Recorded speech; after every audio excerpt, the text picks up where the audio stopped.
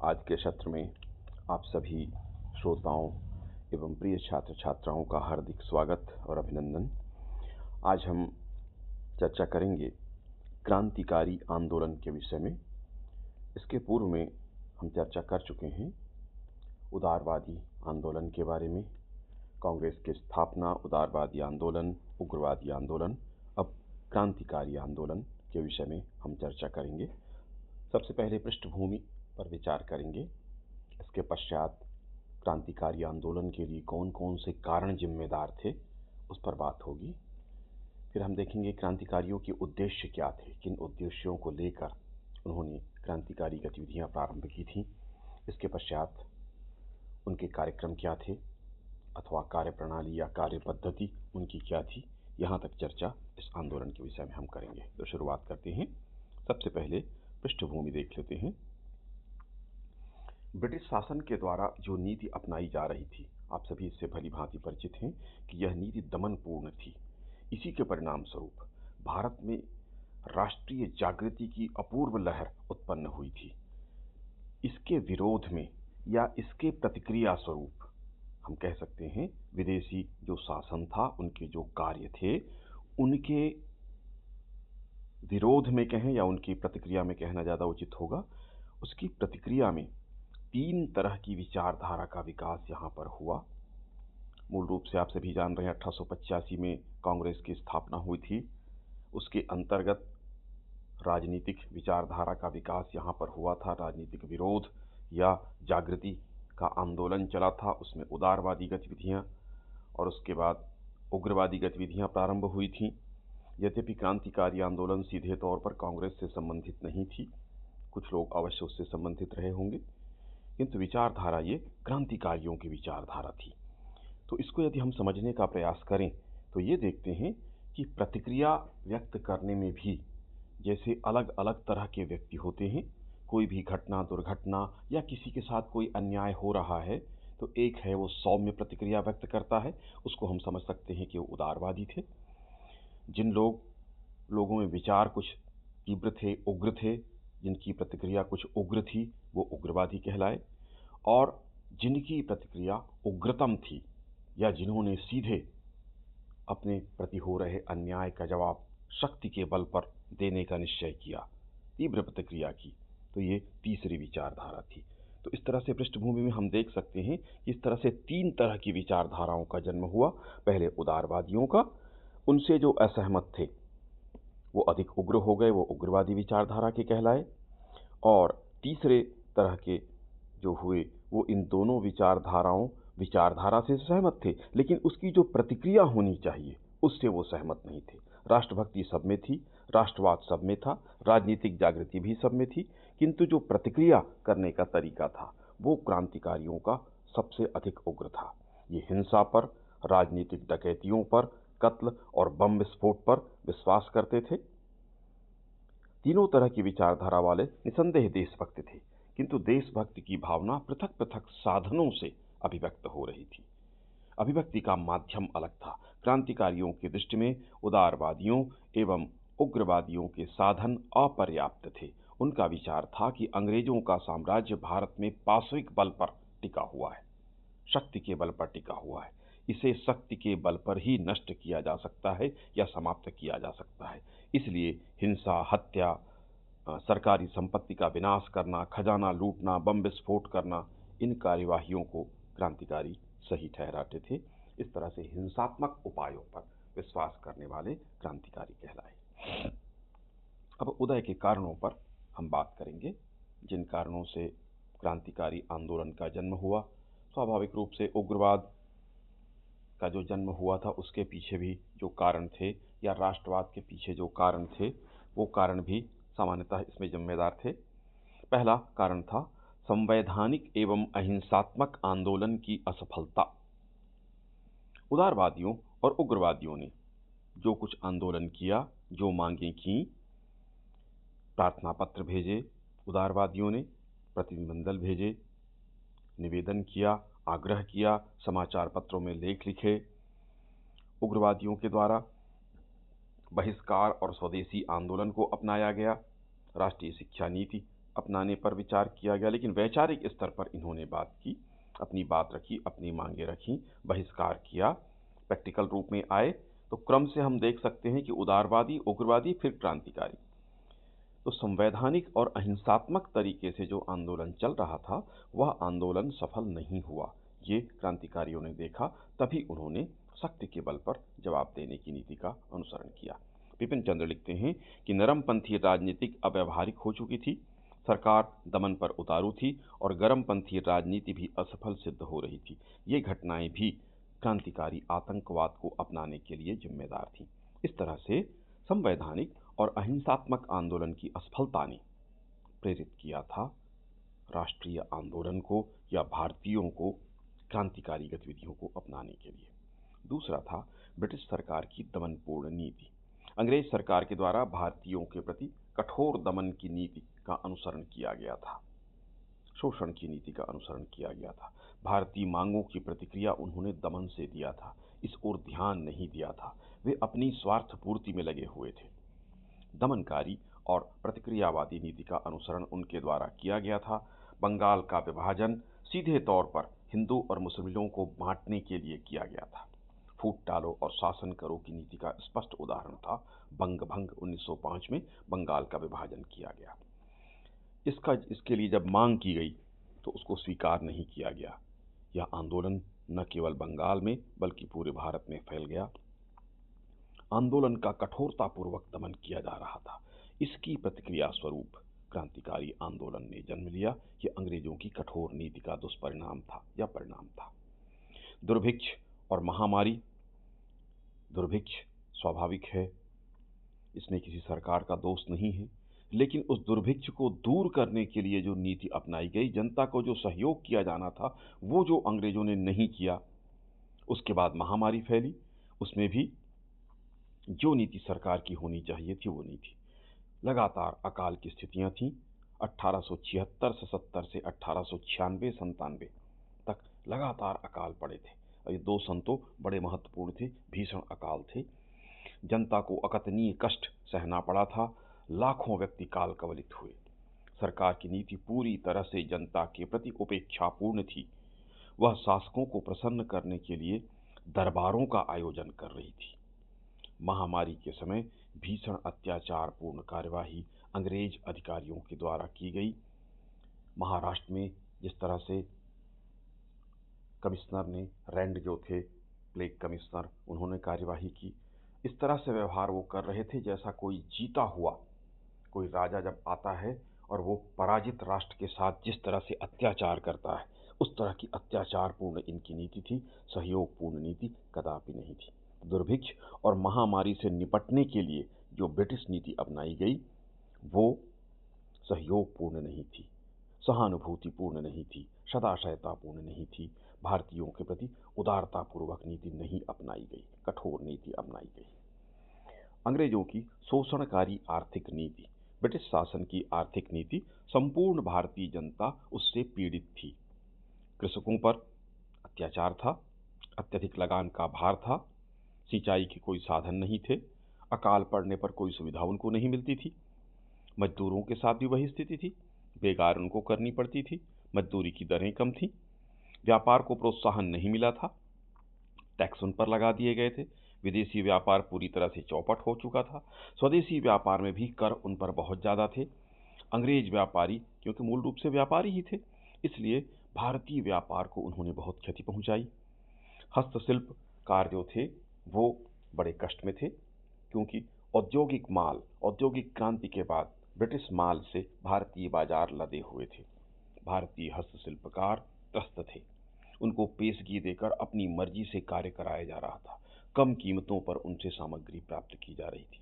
शिक्षित भारतीय जो थे, शिक्षित भारतीयों को नौकरी नहीं मिल रही थी, समान पद के लिए उनको वेतन कम मिलता था, छोटे पद उनको मिलते थे। जो अच्छे शिक्षित थे, आईसीएस की परीक्षा देना चाहते थे, उनको सुविधा प्राप्त नहीं थी। परीक्षा अंग्रेजी में होती थी, परीक्षा इंग्लैंड में होती थी। इस तरह से जितने वर्ग के लोग भारत में थे, कृषक, मजदूर, व्यापारी, हस्तशिल्पकार, शिक्षित भारतीय, सभी अंग्रेजों की आर्थिक नीति से पीड़ित थे। उन्हें किसी प्रकार का सहयोग नहीं मिलता। भारतीय बाजार अंग्रेजी माल से लदे हुए थे। कुटीर उद्योग पूरी तरह से नष्ट थे। आयात कर कम थे, निर्यात कर की दर अधिक थी।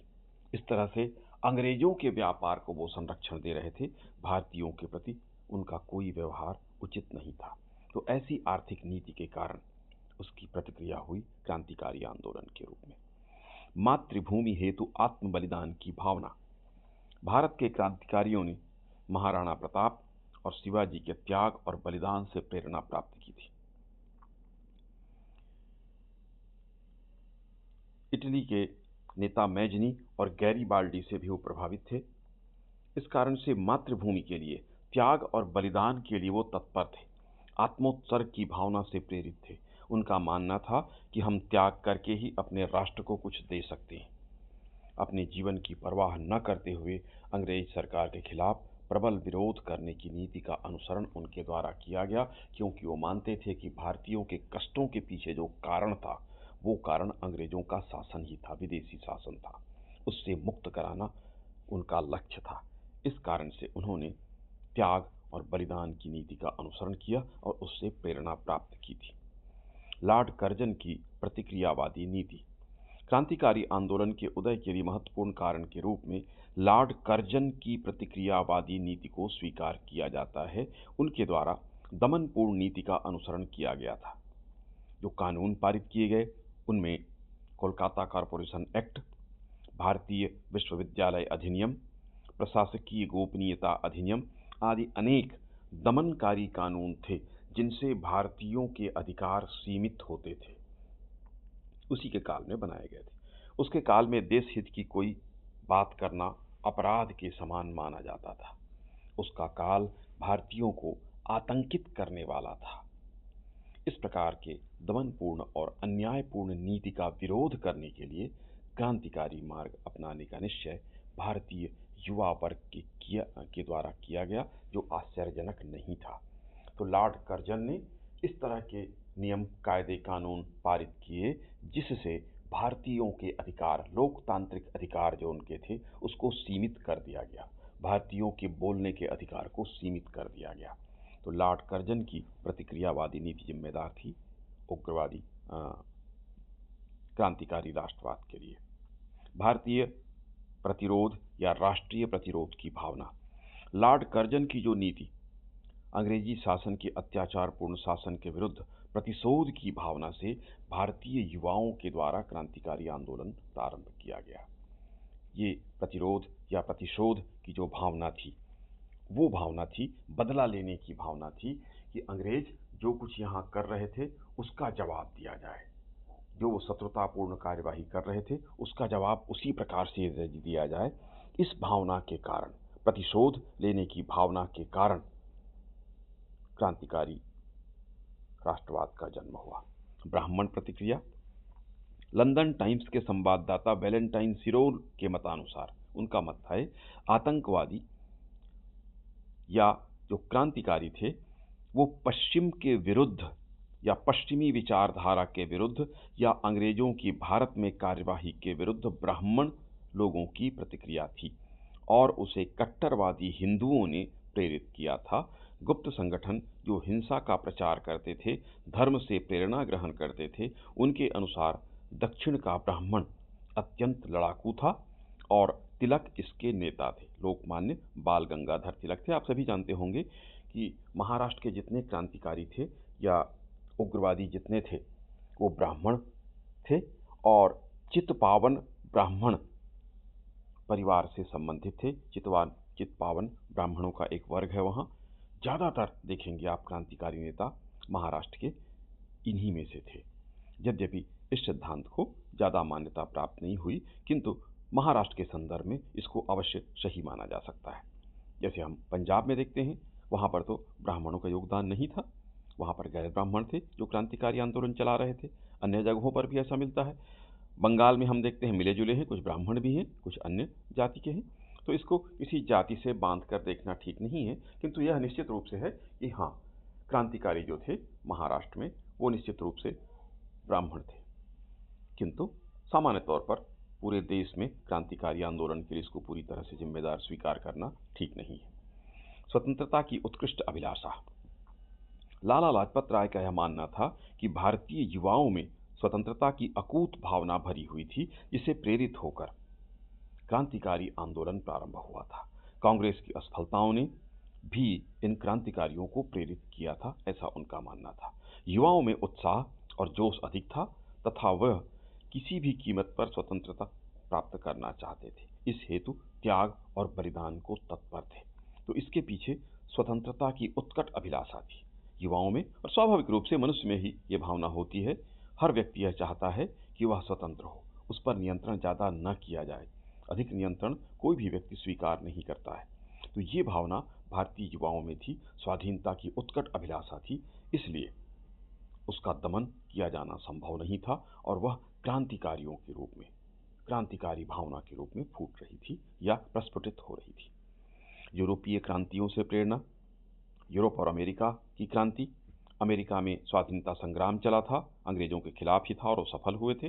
फ्रांस में जो राष्ट्रीय क्रांति हुई थी 1789 में, 1830 और 1848, फ्रांस की क्रांति 1889, 1830, 1848 की यूरोपीय क्रांतियां, इटली एवं जर्मनी के संघर्ष एवं एकीकरण का अध्ययन भारतीयों ने किया, शिक्षित भारतीय युवाओं ने किया था।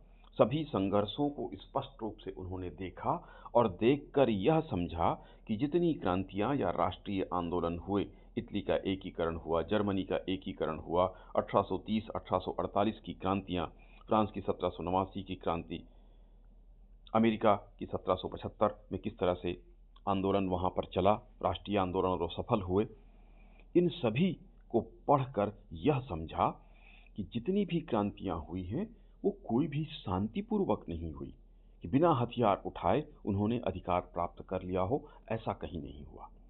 ये देखा गया कि जब तक सशस्त्र संघर्ष नहीं किया जाता, जब तक से त्याग और बलिदान करने वाले आगे नहीं आते, नेतृत्व करने वाले आगे नहीं आते, तब तक सफलता प्राप्त नहीं होती। और उसी से प्रेरणा प्राप्त करके भारतीयों ने भी क्रांतिकारी आंदोलन का श्री गणेश भारत में किया। प्रजातिगत कटुता तथा अंग्रेजों का अहंकार। अंग्रेजों के द्वारा भारतीयों के साथ अच्छा व्यवहार नहीं किया जा रहा था। उनकी नीति में प्रजातिगत जो उनका व्यवहार था वो महत्वपूर्ण था। उनका अहंकार स्पष्ट रूप से दृष्टिगोचर होता था। उग्रवाद के जन्म के लिए अंग्रेजों की यह अहंकारपूर्ण नीति जिम्मेदार थी। भारतीयों को अपमानित करना सामान्य घटना थी। भारतीयों के खिलाफ जो भीषण अपराध अंग्रेज कर दिया करते थे, उन पर भी कोई कार्यवाही नहीं होती थी। अंग्रेज समाचार पत्र ऐसे अपराधों को प्रोत्साहन प्रदान करते थे।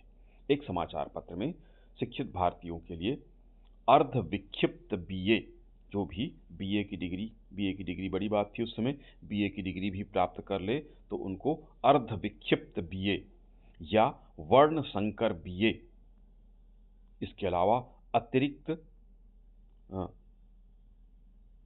दास जाति के रूप में संबोधित किया जाता था, कलंकी जाति के रूप में संबोधित किया जाता था। इस प्रकार के अपमानजनक शब्दों का प्रयोग भारतीयों के लिए किया जाता था। लॉर्ड कर्जन ने भारतीयों के अपमान में कोई कमी नहीं छोड़ी थी। उनके द्वारा समस्त भारतीय जाति को अपमानित करते हुए भारतीयों को कुटिल, चालाक, धूर्त और मिथ्यावादी तक कहा गया था। उनका मानना था कि भारत राष्ट्र नाम की कोई चीज भारत में विद्यमान है ही नहीं। इसके पूर्व में भी हम चर्चा कर चुके हैं कि कई होटलों के बाहर लिखा होता था कि Indians and dogs are not allowed, भारतीय और कुत्ते। इसी से आप समझ सकते हैं कि कुत्तों के समकक्ष भारतीयों को अंग्रेजों के द्वारा रखा जा रहा था। यह बातें अपमानजनक थी और कोई भी स्वाभिमानी भारतीय के लिए इसको सहन करना असंभव था। इस कारण से भारतीयों ने अंग्रेजों का विरोध करना शुरू किया और विशेषकर युवाओं ने क्रांतिकारी गतिविधियां प्रारंभ की। भारतीय पुनर्जागरण का प्रभाव। इस समय भारत में सामाजिक और धार्मिक पुनर्जागरण प्रारंभ हुआ था। राजनीतिक रूप से भी भारतीयों को जागृत किया गया था। आप जान रहे हैं कि कांग्रेस और उसके पहले कई राजनीतिक संगठनों का जन्म हो चुका था, किंतु मुख्य जो भूमिका निभाई थी वो धार्मिक और पुनर्जागरण का जो आंदोलन चला था, जिसमें कई सारे संगठन थे, रामकृष्ण मिशन की भूमिका थी, थियोसॉफिकल सोसाइटी की भूमिका थी, दयानंद सरस्वती की भूमिका थी, आर्य समाज जो स्थापित किया था उन्होंने। इस तरह के बहुत सारे संगठन थे। राजा राम मोहन राय की भूमिका थी, स्वामी विवेकानंद, दयानंद सरस्वती, केशव चंद्र सेन, इन सब ने एक जागृति के लिए कार्य किया था। अरविंद घोष ने लिखा था कि राष्ट्रीयता एक धर्म है और वह ईश्वर की देन है। कांग्रेस के एक वर्ग पर पुनरुत्थानवादी आंदोलन, विशेषकर आर्य समाज और विवेकानंद के नव वेदांतवाद का गहरा प्रभाव था। दयानंद सरस्वती ने अपने अनुयायियों को संघर्ष के लिए प्रेरित किया, उनमें निहित हीनता की भावना को दूर किया तथा उन्हें प्राचीन धर्म और संस्कृति के आधार पर संगठित होने की प्रेरणा दी। उन्होंने वेदों की ओर लौटो ये नारा दिया था। स्वदेशी का आदर्श भी प्रस्तुत किया गया था। लाला लाजपत राय दयानंद सरस्वती से बहुत प्रभावित थे। उनकी शिक्षाओं ने उन्हें उग्रवादी राजनीति की ओर प्रेरित किया था। बंगाल में बंकिम चंद्र चटर्जी और विवेकानंद का विशेष प्रभाव था। बंकिम चंद्र चटर्जी का उपन्यास आनंद मठ उग्रवादियों के लिए धर्म ग्रंथ की तरह था। इस उपन्यास में रचित गीत वंदे मातरम ने भारतीय युवकों को राष्ट्रीयता की भावना से ओतप्रोत कर दिया था। स्वामी विवेकानंद के द्वारा भी भारतीय नवयुवकों को बलवान बनने की प्रेरणा दी गई। इन सब के फलस्वरूप बंगाल में संघर्ष प्रिय राष्ट्रीयता की भावना का विकास हुआ।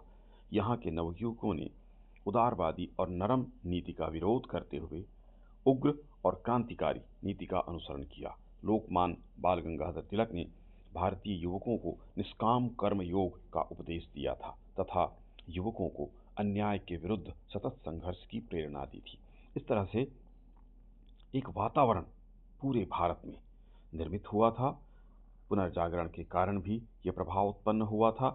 भारतीय जो विचारक थे, नेता थे, समाज सुधारक थे, उन सब की प्रेरणा भी भारतीयों को प्राप्त हुई थी। जैसा कि मैंने शुरू में ही कहा था, कारणों में हम देखते हैं कि ये अपने अपने अभिव्यक्ति का माध्यम था। जिस प्रकार से तीन तरह के स्वभाव के व्यक्ति हो सकते हैं, एक सौम्य स्वभाव का, एक उग्र स्वभाव का और एक क्रांतिकारी स्वभाव का। इस तरह से तीन स्वभावों से ये तीन विचारधाराएं थीं और इन्हीं तीनों पर अलग अलग प्रकार की अभिव्यक्ति भारतीय देशभक्तों के द्वारा व्यक्त की गई थी। उदारवादी सौम्य प्रकृति के थे। उन्होंने मांग पत्र भेजे, प्रार्थना पत्र भेजी, मांग की, समाचार पत्र में लेख लिखे।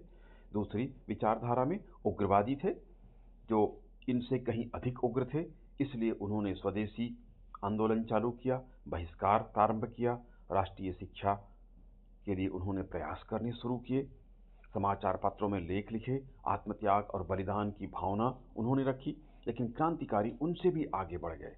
वो भी उग्रवादियों के विचार से सहमत थे, किंतु उन्होंने जो साधन अपनाए, वो साधन जिनको हम वैधानिक साधन नहीं कह सकते, चोरियां, डकैतियां, हत्या, बम विस्फोट, इन नीतियों के द्वारा उनके उद्गार व्यक्त हुए, जो क्रांतिकारी राष्ट्रवाद के अंतर्गत समझे जा सकते हैं।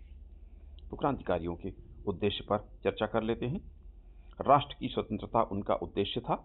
राष्ट्र को पूर्ण स्वतंत्र वो कराना चाहते थे, क्योंकि वो मानते थे कि भारतीय विकास के लिए राष्ट्र को स्वतंत्र होना, स्वाधीन होना आवश्यक था। क्रांतिकारी अंग्रेजों को एक धूर्त और चालाक व्यापारी जाति का मानते थे, जो भारत के पतन के लिए जिम्मेदार थे, इसलिए उनको देश से निकालना उनका लक्ष्य था या उद्देश्य था। अंग्रेजों से प्रतिशोध लेना। अंग्रेज जिस प्रकार का अत्याचार भारतीयों पर कर रहे थे, पाशविक बल पर ये आधारित था। उसका जवाब शक्ति के बल पर ही, उसी पाशविक बल का जवाब पाशविक बल से ही देने का निश्चय, प्रतिशोध, बदला लेने की भावना। तो अंग्रेजों से प्रतिशोध लेना चाहते थे। जो अत्याचार वो उन पर कर रहे थे भारतीयों पर, उसका प्रतिशोध लेना इनका लक्ष्य उद्देश्य था।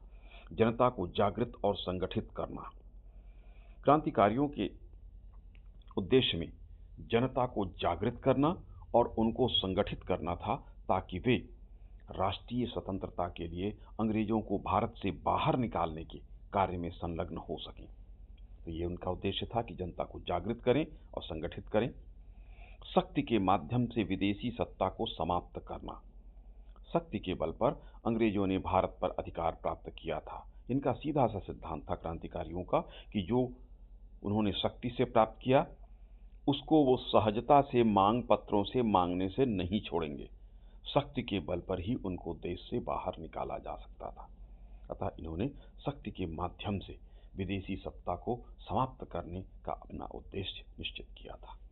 अब हम देख लेते हैं कि क्रांतिकारियों के कार्यक्रम, कार्यप्रणाली अथवा कार्य की पद्धति क्या थी। क्रांतिकारी ब्रिटिश सरकार से घृणा करते थे। उनका मानना था कि अंग्रेजी शासन पाशविक बल पर आधारित है। यदि हमें स्वतंत्र होना है तो हमें भी इसी शक्ति, इसी तरह के बल का, यानी सीधे तौर पर सैनिक विकल्प, युद्ध का विकल्प, आक्रमण का विकल्प, हत्या का विकल्प, उन्हें लूट लेने का, जैसे उन्होंने लूटा था, सीधे तौर पर उन पर आक्रमण करके उनको परास्त करके भारत से बाहर निकालने का लक्ष्य इन्होंने रखा था। और उसी के आधार पर उन्होंने अपने कार्यक्रम तय किए थे, या उनकी कार्यप्रणाली या कार्य पद्धति उसी पर आधारित थी। पहला साधन था समाचार पत्रों का प्रयोग, जैसा उग्रवादी और उदारवादी भी कर रहे थे।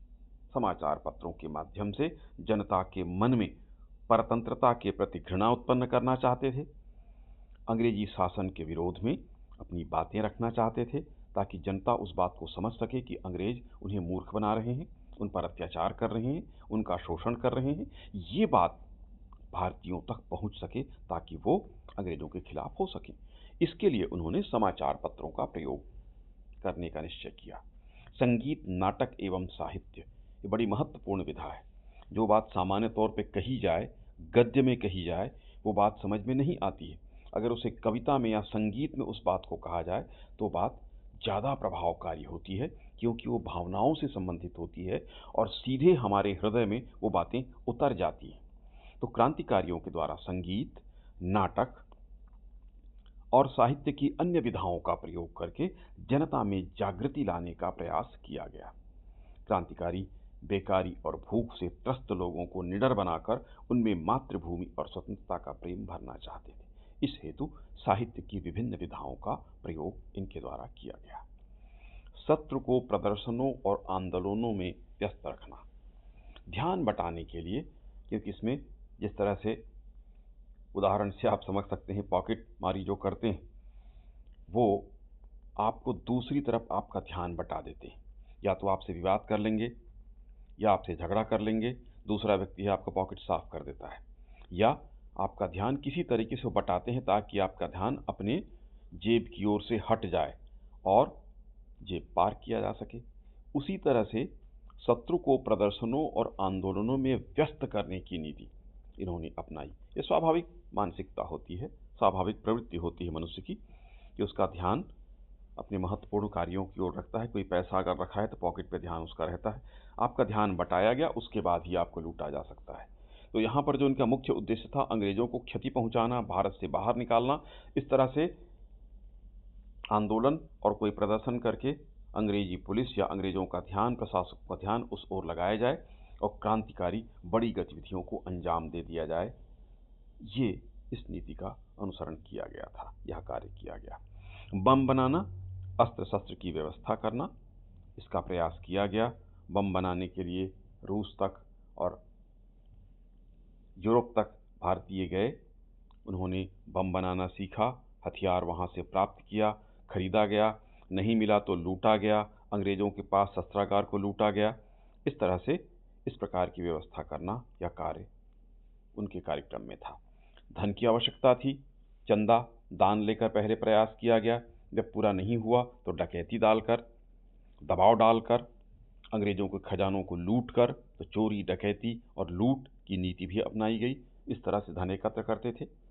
गुप्त समितियों का गठन क्रांतिकारियों के द्वारा स्वाभाविक है, खुले तौर पर समितियां नहीं चल सकती थी, तो गुप्त समिति, अनुशीलन समितियों का और अलग अलग स्थानों पर अलग अलग समितियों का गठन गोपनीय रूप से किया गया और उसके द्वारा क्रांतिकारी गतिविधियों का संचालन किया गया। समाचार पत्रों का प्रयोग, ये हमने चर्चा की कि समाचार पत्रों के माध्यम से लेख लिखकर आत्मत्याग की भावना, राष्ट्रभक्ति की भावना का प्रचार और प्रसार किया गया। गीतों, नाटकों एवं कविताओं का प्रयोग, जन जागृति लाने के लिए क्रांतिकारियों के द्वारा राष्ट्र प्रेम, आत्म बलिदान की भावना को सुदृढ़ करने के लिए गीतों, नाटकों और कविताओं का प्रयोग किया गया, ताकि लोगों के बीच में जागृति लाई जा सके। तिलक ने जिस तरह से महाराष्ट्र में शिवाजी उत्सव और गणेश उत्सव प्रारंभ किया था, वहाँ पर भी किसी तरीके से लोगों को इकट्ठा किया जाए और उनको राष्ट्र प्रेम की भावना से ओत-प्रोत नाटक, गीत, कविताएँ सुनाई जाएँ, उनको प्रेरित किया जाए ताकि वो अंग्रेज़ों का विरोध कर सकें। ये जागृति के लिए प्रयास था।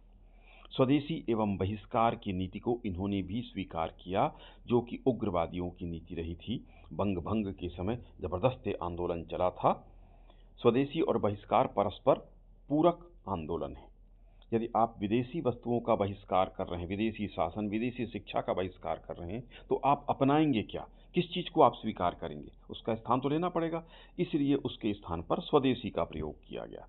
स्वदेशी वस्तुएं, स्वदेशी शिक्षा, स्वदेशी नीति। तो बहिष्कार और स्वदेशी की नीति का प्रयोग इनके द्वारा भी किया गया। शारीरिक अभ्यास एवं अस्त्र शस्त्रों का प्रशिक्षण, इसके लिए शारीरिक रूप से बलिष्ठ होना आवश्यक था, सचेत होना आवश्यक था और अस्त्र शस्त्रों का प्रयोग करना भी आपको आना चाहिए।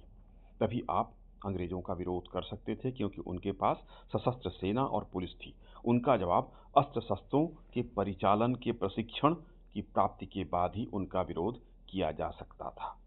तो ये भी इनकी कार्यप्रणाली में सम्मिलित था। साध्य अथवा लक्ष्य पर इनका ध्यान था। क्रांतिकारियों के द्वारा साधनों को पवित्र होना आवश्यक नहीं माना गया।